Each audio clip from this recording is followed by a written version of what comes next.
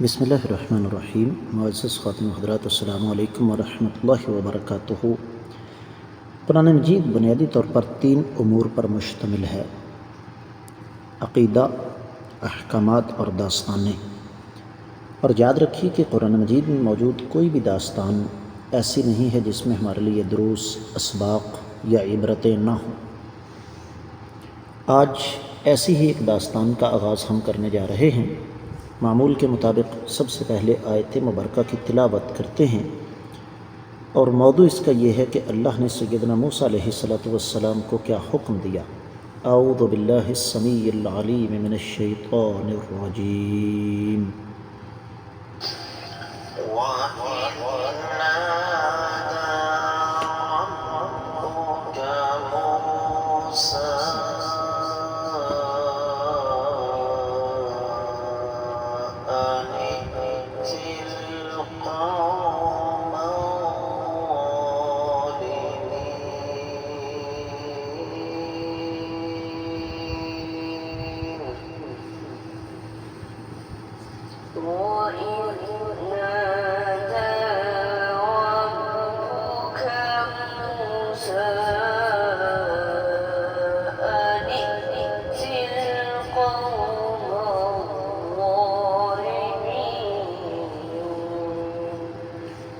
معزز خاتون و حضرات، اللہ رب العزت کی پاکیزہ کتاب قرآن مجید 19واں پارہ سورہ مبارکہ کا نام الشعراء اور آیت مبارکہ ہے 10ویں۔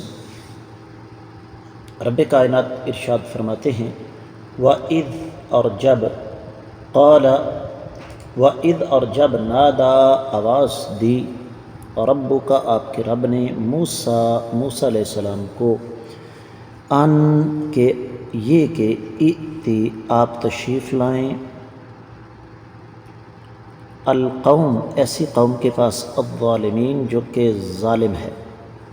بامحاورہ ترجمہ سماعت فرمائیے گا۔ اور جب سیدنا موسیٰ علیہ السلام کو آپ کے رب نے یہ آواز دی کہ آپ ظالم قوم کے پاس جائیں، امام ابن کثیر رحمۃ اللہ علیہ اس آیت مبارکہ کی تفسیر بیان فرماتے ہوئے ارشاد فرماتے ہیں: یقول تعالی مخبرا عما امر به عبده ورسوله وکلمہ موسیٰ بن عمران،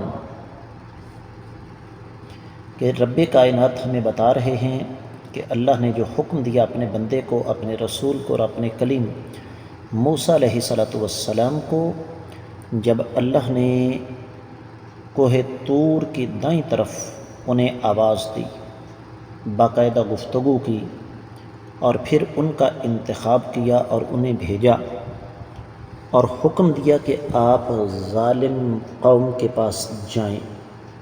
اب وہ ظالم قوم کون سی تھی، اس پر تو خیر ہم آنے والے سبق میں بات کریں گے۔ تفسیر ابن کثیر میں جو کچھ بیان ہوا ہے وہ اتنا ہی۔ دیگر کتب تفسیر کا جائزہ لیا جائے تو اہل علم نے اس آیت مبارکہ کی کچھ مناسبتیں ہمارے سامنے رکھی ہیں۔ امام ابو حیان ارشاد فرماتے ہیں کہ جب اللہ رب العزت نے کفار قریش کی تکذیب کا تذکرہ کیا کہ جب حق ان کے پاس آیا تو انہوں نے اس سے منہ پھیر لیا، تو اس کے متصل بعد سیدنا موسیٰ علیہ السلام کی داستان ہمارے سامنے رکھی ہے، اور اس نیک، سچی، سچی اور حق کی دعوت کے جواب میں ان کو کیا کچھ سہنا پڑا۔ یہاں پر ایک جملہ ہے: لیکن ذلک مسلطا لما کان یلقاہ علیہ السلام من کفار قریش، تاکہ نبی رحمت صلی اللہ علیہ وآلہ وسلم کو قریش مکہ کی طرف سے جو کچھ مشکلات کا سامنا تھا آپ کو تسلی ہو سکے، اس لیے کہ اہل مکہ، قریش اللہ کے سوا دوسروں کی پوجا کرتے تھے، اور فرعون کے حواریوں نے بھی اس کو معبود بنا رکھا تھا، اور جو سلسلہ موسیٰ علیہ السلام کے ساتھیوں کے ساتھ تھا وہی سلسلہ نبی علیہ السلام کے ساتھ تھا۔ تو اس لیے رب کائنات نے یہاں پر سیدنا موسیٰ علیہ السلام کی داستان سے آغاز کیا اور اس کے بعد باقی داستانیں ہمارے سامنے رکھیں۔ اسی طریقے سے معزز خاتون حضرات، امام بقائی نے نظم الدرر میں اس آیت مبارکہ کی ایک مناسبت ہمارے سامنے رکھی ہے، اور وہ یہ کہ اللہ رب العزت کی کچھ صفات ہیں کہ اللہ تعالیٰ عزیز ہیں، اللہ تعالیٰ الرحیم ہیں۔ تو العزیز الرحیم کی نسبت زیادہ اہمیت کا حامل ہے، تو اللہ رب العزت نے اس کے فوراً بعد پھر یہ بتا دیا کہ میں عزیز اور حکیم کیسے ہوں۔ رب کائنات نے پھر ایک داستان سے بات شروع کی اور ارشاد فرمایا کہ جب آپ کے رب نے موسیٰ علیہ السلام کو براہ راست بغیر کسی واسطے کے کلام کے ذریعے، گفتگو کے ذریعے یہ حکم دیا کہ آپ ظالم قوم کے پاس جائیں جنہوں نے بنی اسرائیل کو غلام بنا رکھا ہے اور ان پر ہر طرح کا ظلم و ستم کرتے ہیں، اس داستان کی تفصیل آگے سورۃ القصص میں آ رہی ہے، اور وہیں پر ہم انشاءاللہ اس بارے میں تفصیل سے بات کریں گے۔ سورۃ النازعات کی 15ویں، 16ویں اور 17ویں آیت مبارکہ ہے، هل اتاک حدیث موسیٰ، کیا آپ کے پاس موسیٰ علیہ السلام کی بات آئی ہے؟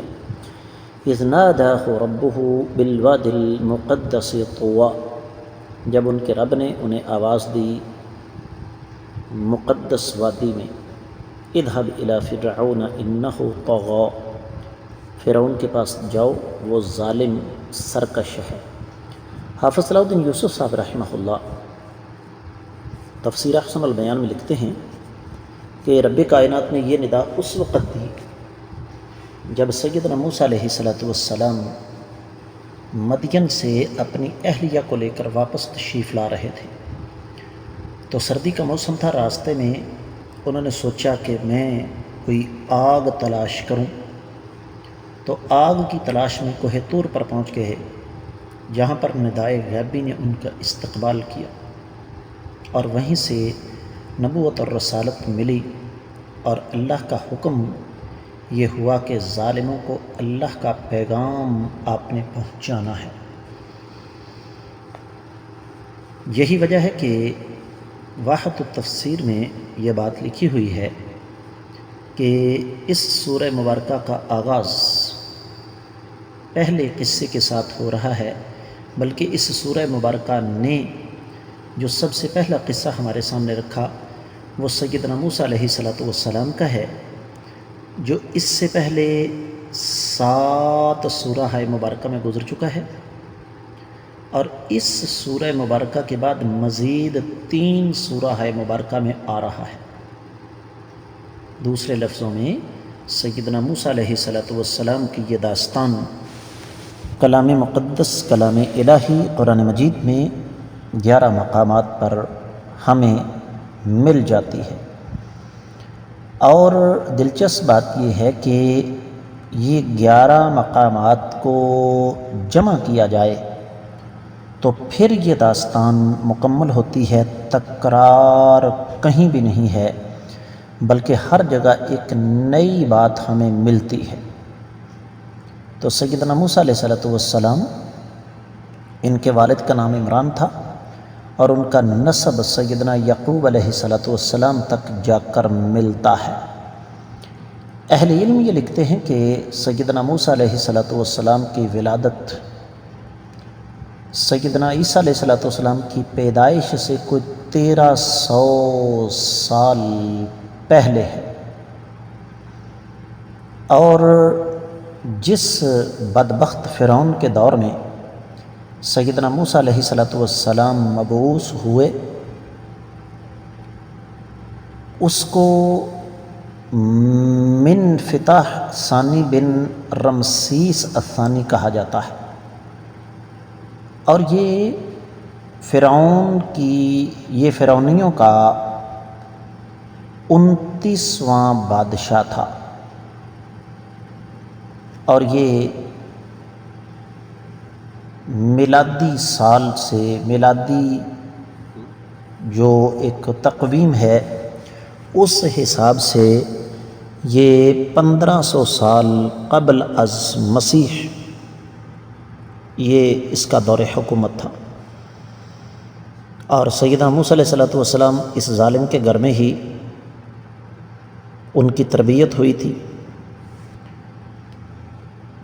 اور یہ بالکل ایسے ہی تھا جیسے ایک گھر کے فرد کو گھر میں رکھا جائے۔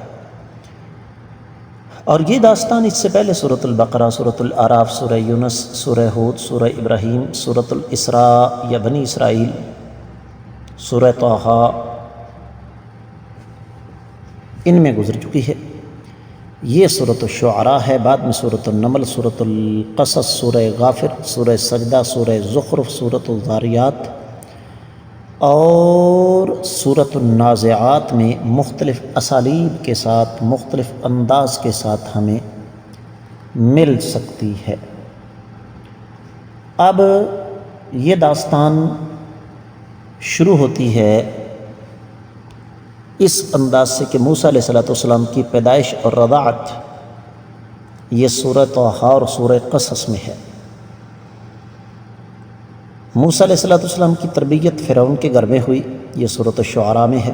موسیٰ علیہ السلام مدین کی طرف نکلے، یہ سورہ طٰہٰ اور سورہ قصص میں ہے۔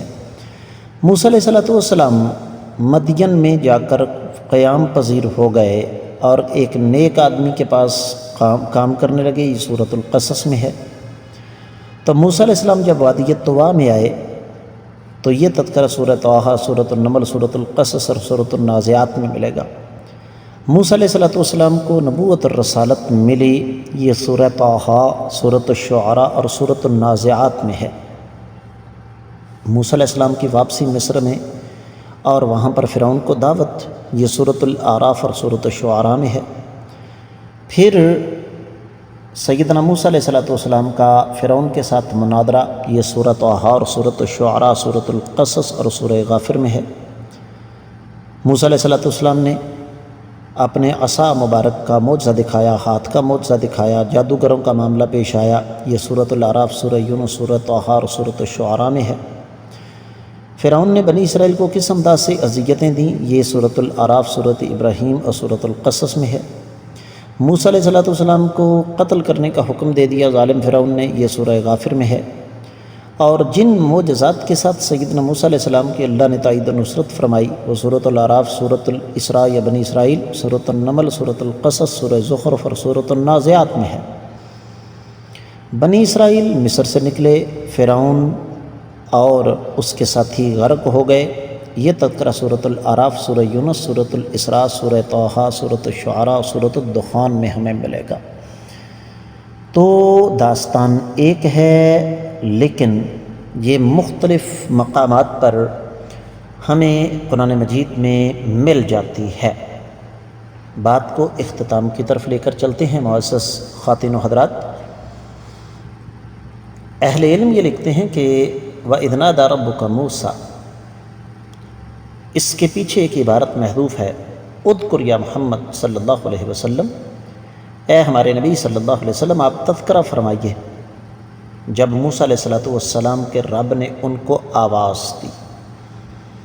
اور یہ بات یاد رکھیے گا، جس طرح تفسیر فتح الرحمن اور تفسیر روح البیان میں لکھا ہوا ہے کہ یہ ندائے حقیقی تھی، رب کائنات نے یہ ندا موسیٰ علیہ السلام کو جو دی یہ کوئی فرشتے کے ذریعے یا بالواسطہ نہیں تھی، بلکہ یہ براہ راست تھی، اور ندا یہی تھی کہ آپ ظالم قوم کے پاس آئیں جنہوں نے بنی اسرائیل کو غلام بنا رکھا ہے، ان کے بچوں کو ذبح کرتے ہیں۔ یہ ظالم قوم سرکشی، بہتان ترازی اور ظلم و ستم میں بہت حد تک آگے جا چکی تھی۔ اس داستان کے ساتھ ہمارا سفر ابھی جاری ہے، لیکن آج کا سبق انہی الفاظ پر روک رہا ہوں۔ امید ہے کہ انشاءاللہ آپ کو اس کی اچھی طرح سمجھ آ گئی ہوگی۔ اس کے ساتھ ہی آج کے سبق سے اجازت دیجیے۔ السلام علیکم ورحمۃ اللہ وبرکاتہ۔